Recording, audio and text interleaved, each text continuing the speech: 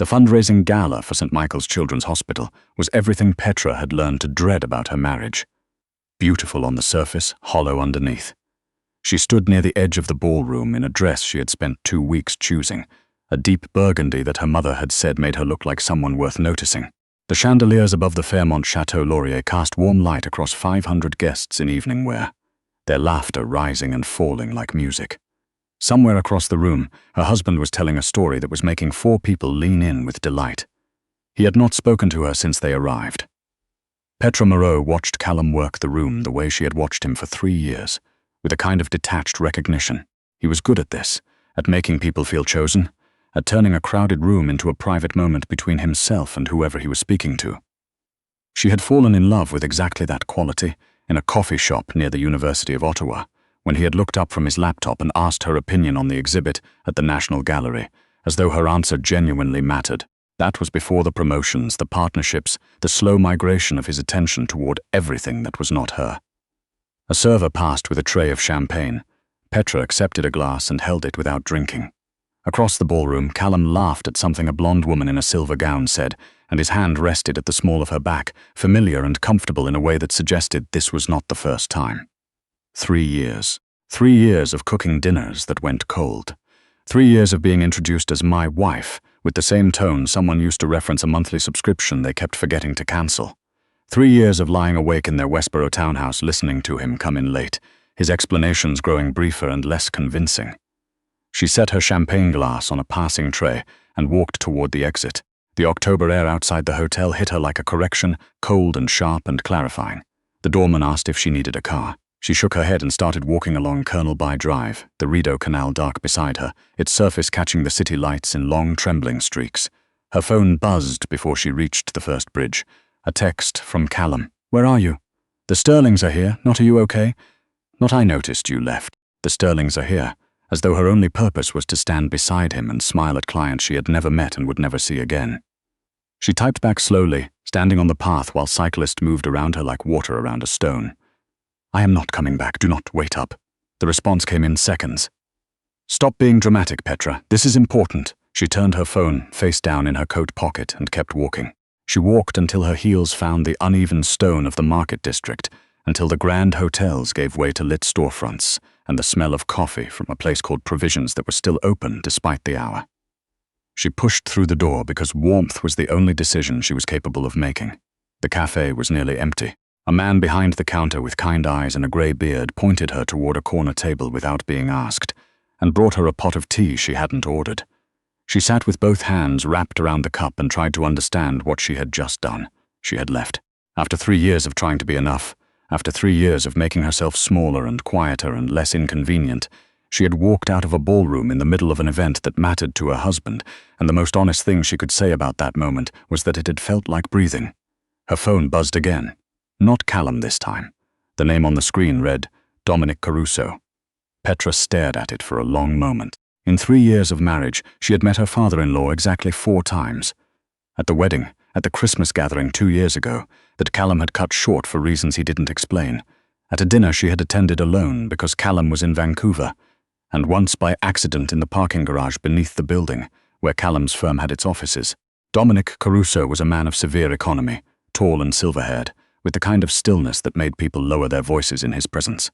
Callum rarely mentioned him, and when he did, his voice had a quality she could not name exactly, something between caution and a very old kind of fear. She pressed the green button. "Petra." His voice was measured, each word placed with deliberate care.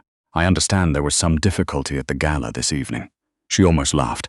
"That's a diplomatic way to put it. I am not calling about my son." A pause, precisely timed. "I am calling about you, about me. It wasn't quite a question. Where are you right now?" The question should have felt intrusive. It didn't. There was something in his voice, not warmth exactly, but the structural suggestion of it, the way a building has the shape of shelter before you ever step inside. "A cafe in the market," she said. "Provisions, on George Street." "Stay there," Dominic said. "I am sending someone. There are things you should understand before you decide what comes next." The line ended before she could respond. She sat with the dead phone in her hand, the tea cooling in front of her, and tried to construct a reasonable explanation for what was happening. There wasn't one. She ordered another pot anyway. 17 minutes later, a woman in a dark coat walked through the cafe door and looked directly at Petra with the specific efficiency of someone who already knows what they're looking for. She was perhaps 40, with close-cropped hair and the posture of a person who had spent time in spaces where posture mattered. Messieurs Moreau. She didn't extend a hand. My name is Kelsey. I'm here to take you to Mr. Caruso. Petra left money on the table for the tea she hadn't quite finished and followed Kelsey into a waiting car. The city moved past the windows as they drove, the lit monuments and dark river giving way to the Gatineau Hills across the border in Quebec, the roads narrowing and the houses growing farther apart until there were no houses at all, only trees and a private road that wound upward through old-growth forest. The property that emerged from the trees bore no relationship to anything Callum had ever described about his father. It was a stone manor house built into the hillside, its lines severe and elegant, lit from below so that it seemed to rise from the landscape rather than sit upon it. There were cars parked in a far lot that Petra couldn't fully see, and at the gate a man checked Kelsey's credentials without expression before waving them through. Dominic Caruso met her at the front door. He was dressed informally, dark trousers and a charcoal sweater, but informal suited him in a way that formal perhaps did not, the way certain men look more like themselves when the performance has been set aside. He stepped back to let her in. Thank you for coming, he said. You must be exhausted. I'm more confused than exhausted, Petra said honestly. He almost smiled. That is a reasonable response. He led her down a hall lined with photographs she didn't have time to examine, into a library that smelled of wood smoke and old paper, where a fire was burning and 2 chairs had been arranged to face it. Sit. Please, she sat. Dominic took the chair across from hers and looked at her for a moment with an attention that was not uncomfortable, but was very thorough. My son is a disappointment, he said, with the directness of someone who had said the sentence to himself many times before and had finally decided to say it aloud. Not because of the choices he makes in business. Those are his own to make, because he chose to treat a person of genuine worth as an accessory, because he forgot, somewhere along the way, that the point of building a life is the life itself. Petra felt something sharp move through her chest. She was not accustomed to being seen, not by anyone in Callum's world, and there was a particular ache in it, the way a muscle hurts when it finally unclenches. Mr. Caruso, she said carefully, I appreciate this, but I don't understand why you're telling me. He leaned back in his chair, his hands folded. Because you are about to make decisions about your future, and I believe you deserve to make them with the full picture. He paused. Petra, what do you know about the Caruso family's business interests? She thought of what Callum had told her over the years, in fragments and generalities. Real estate development, she said. Commercial property, some investment holdings. You have projects across Quebec and Ontario. He nodded slowly. That is not untrue. The fire crackled in the silence. My family has been in this country for 60 years, he said. My father came from Palermo with nothing but his willingness to do what others wouldn't. He built something, I expanded it. What we built has never been entirely confined to what you would find in a business registry. He looked at her steadily. We operate in certain markets that polite society prefers to pretend don't exist. Petra felt the room settle into a different kind of quiet. You're telling me this because I'm leaving Callum, she said. I'm telling you this because leaving Callum does not mean leaving the situation you married into, not automatically, not without help. His voice remained even, almost gentle. There are people in my world who do not make fine distinctions between family and former family. Your connection to this name carries weight, whether you carry the name or not. Is that a threat? It is the opposite. He met her eyes without flinching. I am offering you protection. And I am doing so because in 3 years of watching you try to hold my son's life together while he treated you like furniture, I have developed a respect for you that he failed to earn. You deserve to know the truth, and you deserve to choose what you do with it. Petra sat with that for a long moment. The fire popped. Outside, somewhere, the wind moved through the Quebec forest with a sound like water. What are you offering exactly? Tonight. A room, he said. And after that, whatever you decide. She spent the night in a guest room that was larger than her childhood apartment in Sudbury, where she had grown up with her mother and her younger brother Tommy after their father left, where she had learned early that security was something you built with your hands because no one was coming to hand it to you. She lay awake for a long time, listening to the silence, which was a different kind of silence than the city kind. It had texture to it. Wait. She thought about Tommy. He was 23 now, finishing a machining apprenticeship in Barrie, living in a basement apartment with a landlord who had already raised the rent twice in a year. She sent him money when she could, which was less often than she wanted it to be, because Callum managed their joint finances in ways that Petra had been slow to recognize as control. She had been meaning to open her own account for 8 months. She thought about her mother, who had a heart condition the doctors were monitoring, and who lived alone in the house in Sudbury that needed a new roof. She thought about the woman she had been before Callum, the woman who taught herself to negotiate with landlords at 19 and put herself through Carleton on scholarships and sheer stubbornness. That woman had not disappeared. She had only been very quiet for a very long time. Sleep came eventually, and it was deep and dreamless in a way that felt like permission. In the morning, a housekeeper brought coffee and asked if she had preferences for breakfast. Petra said she was easy, which she immediately recognized as a habit she needed to unlearn. She said eggs and toast, actually, and thank you. Dominic was waiting in a room off the kitchen that looked out over a terrace and, beyond it, the Gatineau Hills in their full October color, a rolling burn of red and gold that made Petra catch her breath despite everything. He rose when she entered. Over breakfast, he talked, not about the business, not yet, but about his wife, Sylvia, who had died 11 years ago of an illness that had moved faster than anyone expected, about the way grief had calcified around him until he had confused the calcification for strength, about Callum, who had been 17 when his mother died and who had responded by becoming someone Dominic no longer fully recognized. I made choices after Sylvia that I am not proud of, he said quietly. I was present in every room except the ones that mattered. Petra listened and understood without his saying so directly that he was explaining how a good man and a bad situation could produce a son like Callum. You're offering me a place here, she said eventually. I am offering you a choice, he said. You can leave today, and I will ensure you have enough to start wherever you want to start, without interference from anyone in Callum's orbit, or you can stay. He turned his coffee cup in his hands. Not out of obligation, not as a charity. My charitable foundation runs 3 programs in the Ottawa Valley. There is a children's literacy initiative that has been without proper coordination for 8 months since our director left to have a family. You have a background in education policy. She looked at him. You researched me. I research everyone connected to this family, he said without apology. You graduated with distinction from Carleton.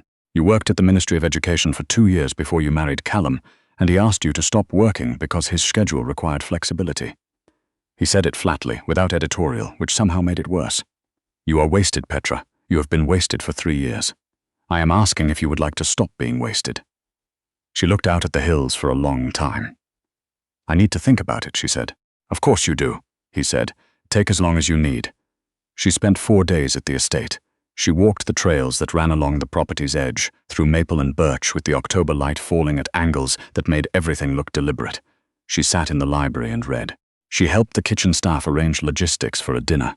Dominic was hosting for a local food bank because she couldn't sit still while other people worked, and because it turned out Dominic's household coordinator had been managing 3 overlapping projects with a spreadsheet that made Petra's eye twitch. She observed. She observed the way the staff spoke about Dominic when he wasn't in the room, with a respect that didn't have the tightness of fear in it. She observed the locked corridors in the East Wing and the men who came and went at hours that didn't align with any business meeting she recognized. She observed that Dominic read before bed from a worn collection of Leonard Cohen poems and that he fed the 2 dogs himself every morning without asking anyone to do it for him. She was also observing herself, noticing how her shoulders came down somewhere on the 2nd day, noticing that she was eating full meals, noticing that she had opinions again about the literacy program's gaps, about the food bank's distribution inefficiency, about the trail that could use better signage.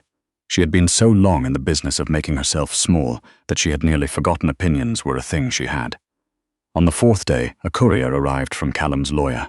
Inside the envelope were divorce papers, already drawn up, with a settlement figure that insulted the 3 years she had spent building infrastructure around his ambitions. There was a handwritten note in Callum's handwriting. This is cleaner for both of us.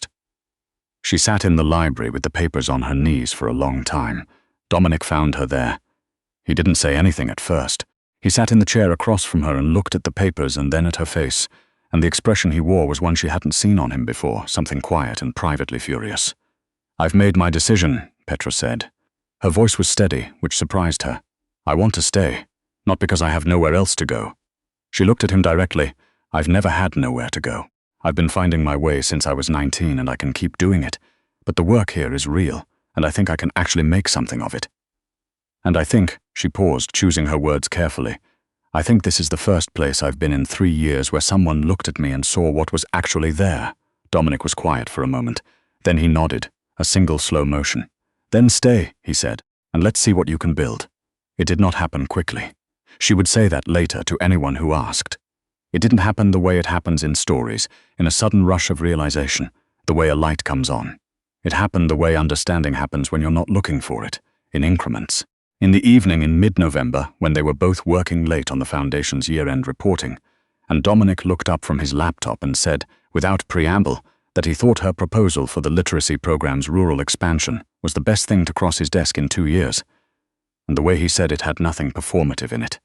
No strategy, just a man telling a true thing. In the Saturday morning, she came downstairs to find him in the kitchen, making bannock from a recipe she later learned had been Sylvia's, and he offered her a piece with the ease of someone who had stopped calculating every gesture. In the conversation by the woodstove, one evening in December when he asked her about Sudbury, and she told him about her mother and Tommy, and he listened the way people listen when they intend to remember. She did not tell herself a story about it. She let it be what it was. The literacy initiative launched in February, partnered with 3 school boards and 2 community centers in Renfrew County. Petra drove to the first session herself, stood in a church basement in Pembroke, and watched 8 parents work through early reading materials with their children, and felt something open in her chest that had been closed for a long time. She called Tommy that night. He asked how she was, the way he always did, braced for the careful answer she used to give. She told him she was genuinely well. There was a pause. "Yeah," he said. "Yeah," she said. Spring arrived slowly, the way it always does in the Ottawa Valley, in grudging degrees, the snow retreating from the south-facing slopes first and holding on in the shadows of the tree line well into April. Petra was in the kitchen one morning in late March when her phone rang with a number she didn't recognize. She answered it out of habit. "Is this the woman living with my father?" Callum's voice had the particular quality of a man who had been nursing a grievance for months. She felt nothing, which itself felt like information. "I live and work here, yes," she said evenly. "I want you to know," he said, "that what you're doing is disgusting, that you went from my bed to my father's house like it's nothing, like we meant nothing. Callum," she kept her voice measured. "You sent me papers with a note that said don't make it complicated. You made it very clear what we meant, that's not." He stopped. "You knew what I meant. I knew exactly what you meant," she said. "Goodbye, Callum." She ended the call and stood at the kitchen window for a moment, looking at the hillside where the first patches of bare ground were appearing between the snow. Then she made herself another coffee and went back to work. She mentioned it to Dominic that evening. He was quiet for a moment, something moving behind his eyes that she had learned to read as controlled concern. "He's been asking questions," Dominic said. "Not about you specifically, about me, about the business. I think his humiliation has led him to look for leverage." "What kind of questions? The kind that attract the wrong kind of attention?" He looked at her steadily. "I want you to be aware of this, Petra. Not to alarm you, but because you have a right to know everything that touches your life." She appreciated that, the right to know. It had been a long time since anyone had extended it. What followed was a period of quiet tension, the household's routines continuing on the surface while something tighter moved beneath it. There were meetings Petra didn't attend and phone calls taken in private, and she respected those boundaries the way she respected the locked corridor in the East Wing. They were not her doors, and she was not the kind of person who opened what wasn't hers. But she noticed. She noticed Dominic's jaw when he thought no one was watching. She noticed Kelsey's increased presence. She noticed that Thomas, who drove her when she went to the city, took different routes each time without explaining why. One evening in May, she found Dominic in the garden at the back of the property, where Sylvia had grown tomatoes and where now there was only a stone path and a bench and a rosebush that hadn't been properly tended in years. He was sitting on the bench looking at the rosebush, and he looked tired in a way that was different from his usual tiredness, deeper and older. She sat beside him without being asked. "Tell me," she said. He was quiet for long enough that she thought he wouldn't. Then, "There is a family, the Lanthias, who have been trying to expand into markets we've held for 20 years. The son, Remy, is not his father. He does not believe in the arrangements that have kept the peace." He exhaled slowly. "And Callum, in his search for leverage against me, has made contact with people I cannot allow him to continue speaking to." "What people?" "Provincial investigators." His voice was level, but careful. "And certain journalists who have been circling the family for years." Petra absorbed this. "What does that mean for you?" "It means I have to make decisions I have been avoiding," he said, "about what this organization looks like in 10 years and what I am willing to do to get there." She didn't say anything. After a moment, she reached over and put her hand on his. He looked at her hand and then at her. "I did not bring you here to protect me," he said. "I know," she said. "I'm not protecting you. I'm sitting with you. There's a difference." Something in his face shifted, and she saw it clearly.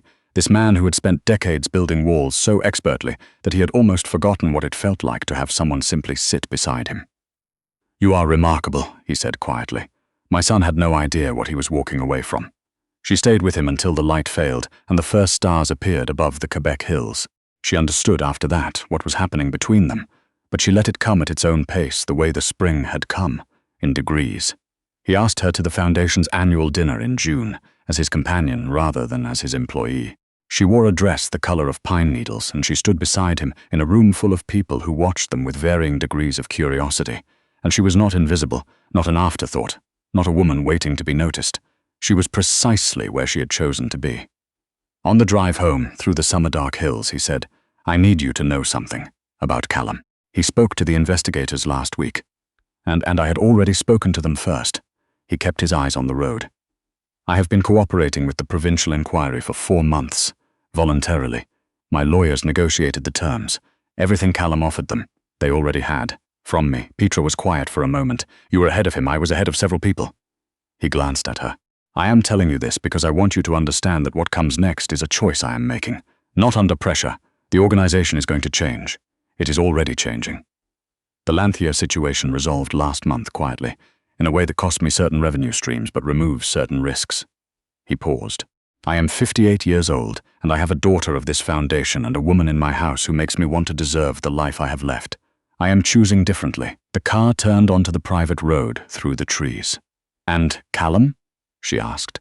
"Callum will find his way," Dominic said. "Or he won't. That has never actually been up to me." It was August when he asked her. They were in the garden, the one with the neglected rosebush, except it wasn't neglected anymore because Petra had spent 3 weekends in June with a pair of pruning shears and a sense of purpose, and now it was blooming. An old climber variety, blush pink flowers that Kelsey said were the same as Sylvia had planted 30 years ago. Dominic sat on the bench and watched her examine a new branch that had come in strong, and there was something in the quality of his watching that she had stopped pretending not to notice. "Petra," he said. She turned. He was holding a ring box, which she had not seen him take from anywhere, which meant he had been carrying it, and that thought alone made something in her chest go very still. "I know what I am," he said. "I know the world I am pulling away from, and the world I am trying to build. I know there are years between us and a history between us that is unusual, to say the least." He looked at her steadily. "I know that you came here under circumstances that should have sent you in the other direction, and that every day since, you have made this house something I recognize as a home again." He opened the box. Inside was a ring she recognized as not new, a sapphire in a simple gold setting, classic and unperforming. "Will you let me keep choosing this? Will you choose it too?" Petra looked at the ring and at his face and at the rosebush blooming behind the bench. She thought about the woman who had stood outside the Fairmont in October in a burgundy dress with her champagne glass abandoned on a stranger's tray, not knowing where she was going, only knowing she could not stay. "Yes," she said. The wedding was small. Tommy came down from Barrie and cried, which he would deny for years. Her mother came from Sudbury and said, afterward, that Dominic reminded her of the version of a man she had always believed existed and never quite found. The ceremony was in the garden, under the rosebush, on a Saturday in October, the hills around them in full color. Callum did not come. He sent a letter through his lawyer that was intended to be threatening and read mostly as exhausted. Dominic's legal team responded in 3 sentences. That was the last they heard of it. 3 years after the wedding, Petra was in the foundation office on the 3rd floor of the manor when Tommy called. He'd been offered a lead position at a manufacturing company in North Bay. He wanted her advice. She gave it, and then she sat at her desk for a moment after hanging up, looking out the window at the garden where their son, 4 months old and profoundly opinionated about nap schedules, was outside with the afternoon nanny in a patch of sun. Dominic appeared in the doorway.